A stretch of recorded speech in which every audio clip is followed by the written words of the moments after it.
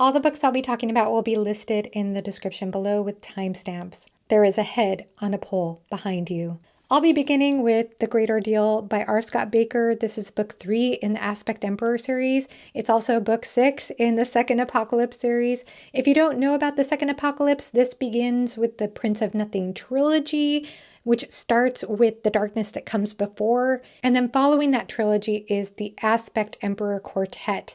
And so I am on book 3 of that quartet. So I only have one book left before I finish the Second Apocalypse series. I'm very excited about this, obviously. This series is often compared to Malazan Book of the Fallen.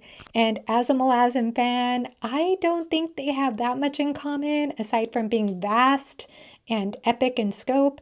The first trilogy in the Second Apocalypse, the Prince of Nothing trilogy, is quite a bit easier to follow, in my opinion, than Malazan, because we do have a more contained cast of characters. We have more contained settings, and yet it does sprawl as you go on. You are introduced to various factions. There are various chess pieces on the board.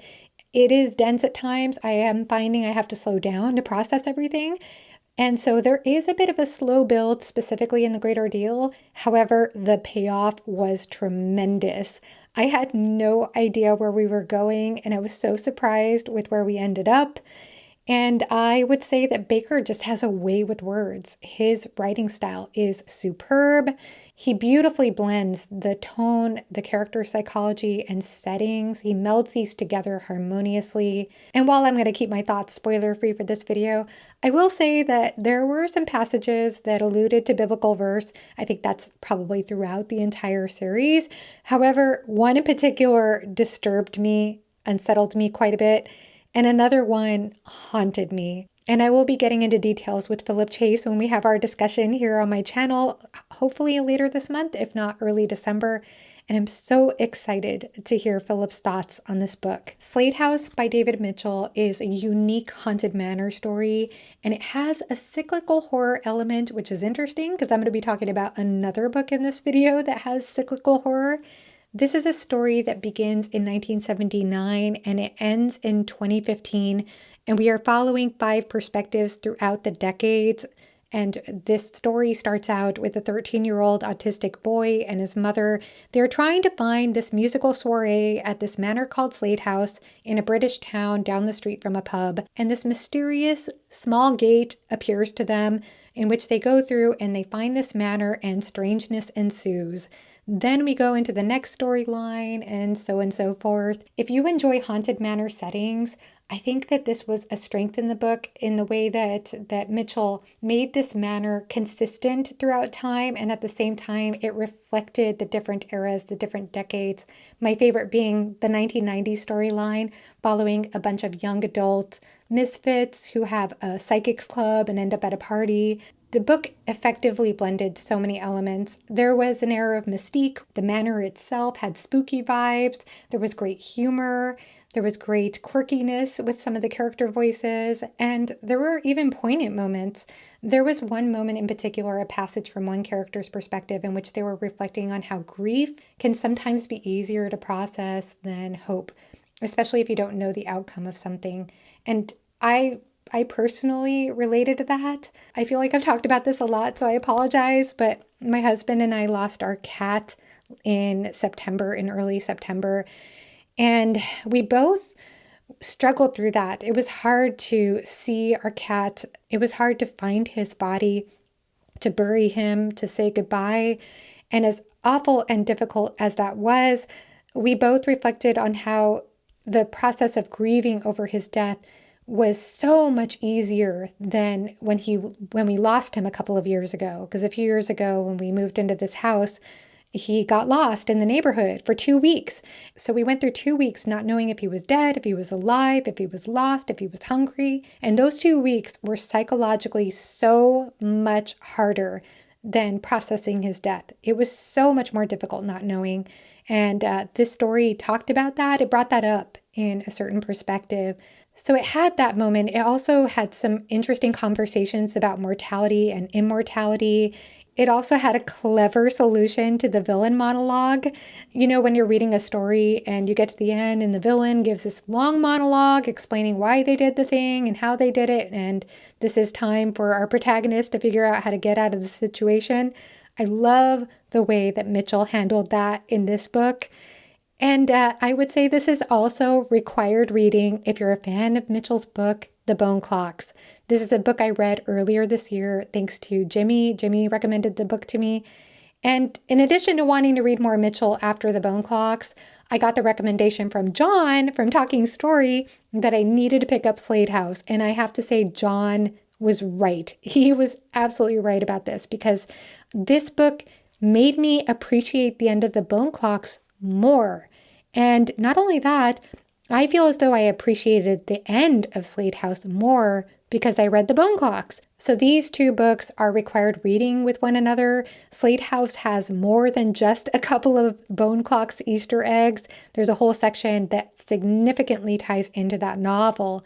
And so I'm really glad that I read this book in the same year. So I was fresh on certain details and certain terms that are used towards the end. And I think that, like I said, this helped me appreciate the ending. I looked on Goodreads to see what other people thought of this book. And a lot of people agreed that they thought the book was highly entertaining, but they were a bit more mixed about the ending.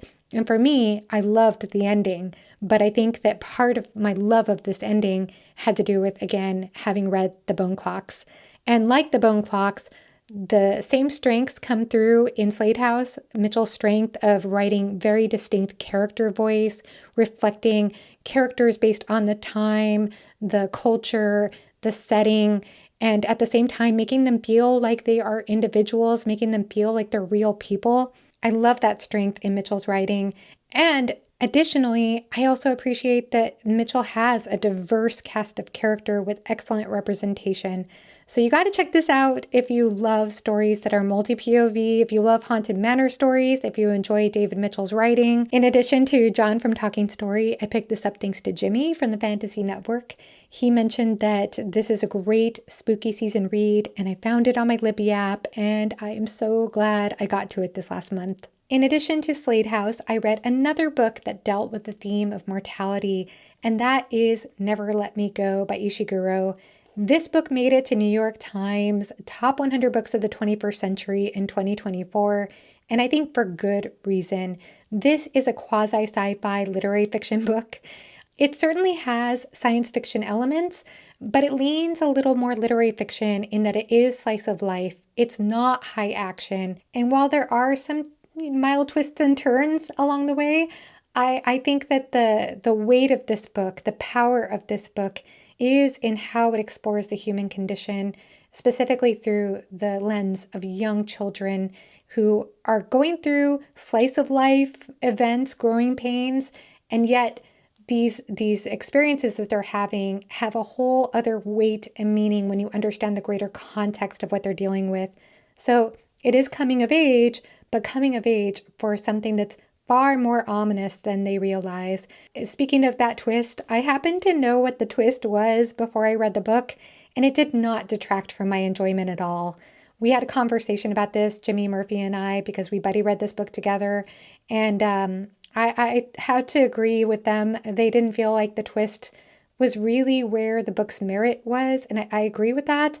This is told from the character Kathy's perspective. She is 31 years old at the start of the book in 1990s England, and she starts reminiscing about her memories at a boarding school called Hailsham. Hailsham, with its duck pond and foggy mornings and guardians and exchanges and her best friends, Tommy and Ruth, you get the sense of all these things that feel familiar, like a boarding school settings with teachers and friends and sports pavilion. Some of these elements feel familiar to us, and yet there are these unconventional ways in which they're presented. For example, instructors are not called instructors, they're not called mentors, they're called guardians. And then there are these seasonal exchanges, there are these certain elements that you learn about as you go on that seem to be a little offbeat, a little strange in what otherwise feels like a more familiar coming of age story. And you start to understand what that is when you get to a certain point in the book. Now, even though I did know what the twist was and it did add some context as I started the book, I have to say that I got really emotionally invested after things were revealed. I feel as though it turned a corner for me. Some of what the character was dealing with, some of what the character was recognizing in their experience. It really does follow the lives of not only Kathy as she's a kid, but also her relationship dynamics with her two friends, Ruth and Tommy. These friends, they're dealing with what sex means to them, what talent means, what a soul means. They're dealing with all these questions that normal kids might deal with, but again, it has a whole other gravitas to it. So again, once you understand the greater context, you can sense this underlying darker tone just under the surface of the story, this sense of foreboding that creeps along as you go into the story. And I did find this book quite a bit poignant towards the end. I did find my eyes tear up. I found myself getting angry at times. The relationship dynamics were realistic. Each character has their own defense mechanism, and I didn't quite agree with how characters dealt with conflict, but it was realistic. This is a story that I would say, just like Clara and the Sun, which was my favorite Ishiguro book that I've read, the only other Ishiguro book I've read, I think that this book, again, it does have sci-fi elements like Clara, but it really is about the human condition, what it is exploring thematically, and also just about coping. That came up for me a lot when reading about what these characters were going through. Going from one challenging childhood perspective story to another, I'm going to be talking about It by Stephen King. It is largely about how childhood traumas and fears can't easily be discarded in adulthood. As I mentioned with Slade House, this book also has a cyclical horror element.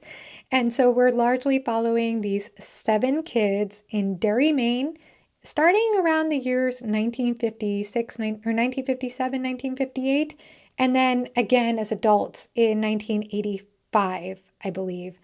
And so these children, they are all enduring some really difficult, challenging situations in their home lives, whether it be domestic abuse, neglect, is it Munchausen syndrome, if I'm saying the name of that syndrome right, and a codependency, various afflictions, in addition to having this clown called Pennywise, this exaggerated childhood terror, fear that is lurking. And I feel as though this is taking an unflinching look at childhood fears and terrors, because it's easy to say, oh, kids, they believe in the darndest things, are afraid of the darndest things, they'll grow out of it, and not really pay much attention to the things that make kids want to hide under the covers.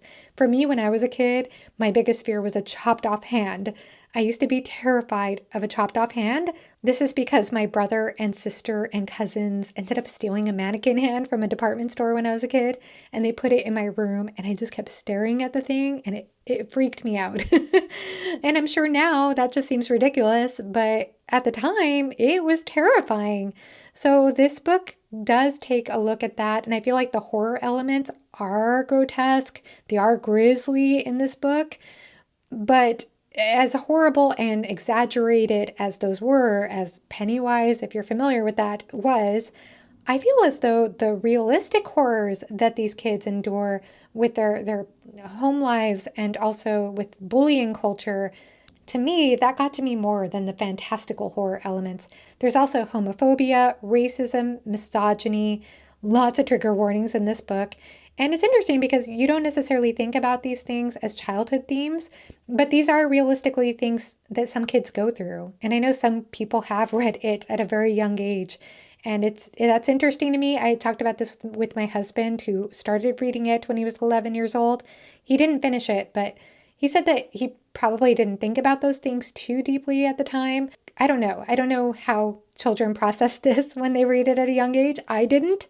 But I can say that there's definitely a lot to consider when you're reading this book, especially as the word "it" itself, the title, is symbolic of various elements in this story under this larger umbrella of childhood terror. I will go ahead and talk about the controversial scene. So there is a controversial scene that happens towards the end of it, And I'll just go ahead and say that I knew that there was going to be a controversial scene. I had heard that. I didn't know exactly what it was, and I had an idea in my head, and I was way off. The controversial scene, I am mostly negative about. I think there's a good thematic rationale for it. We talked about this in the Fireside Discord. There was excellent discussion about that and how what happens in that scene is related to the specific traumas that one of the characters has gone through throughout the book, some of the challenges that one of the characters has faced. But it doesn't, to me, speak enough for the other characters. I feel like there was a question of consent that came up for me. And something that a lot of people brought up in the Discord is how there wasn't very much conversation about this scene back when the book was published, and that there's much more conversation now. I don't think that means that people who bring it up now are wrong, though. I think that it's good to bring up the issues with that scene. But for me, again, I'm mostly negative on it. I thought it was awkward. I found it clunky. And I wasn't altogether that positive about the ending in general. I did really enjoy my reading experience, though, up until then.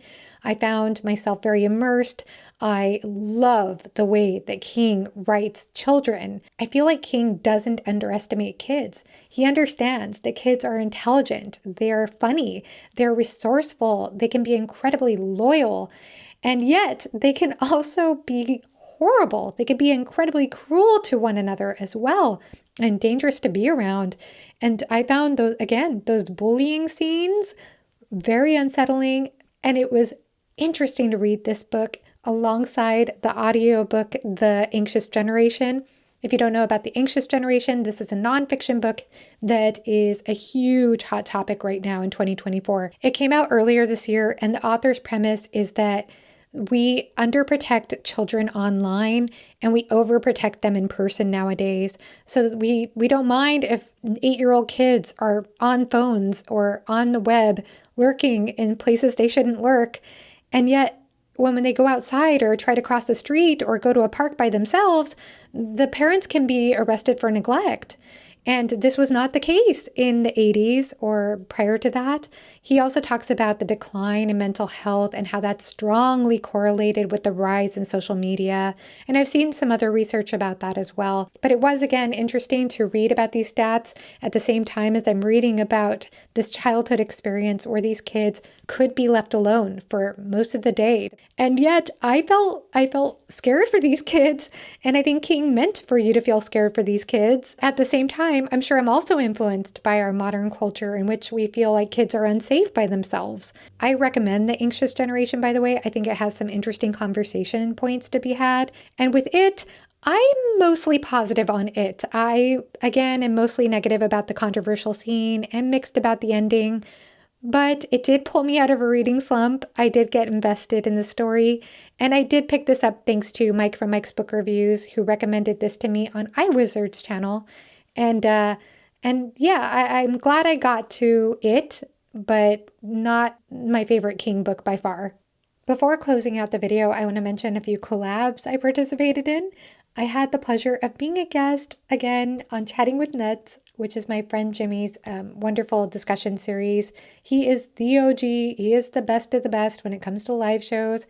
And I had a fantastic time talking with him, as I always do. I think we got into some really good discussions about Dude Bro Lit. So check that out. Of course, I'll leave the link in the description below.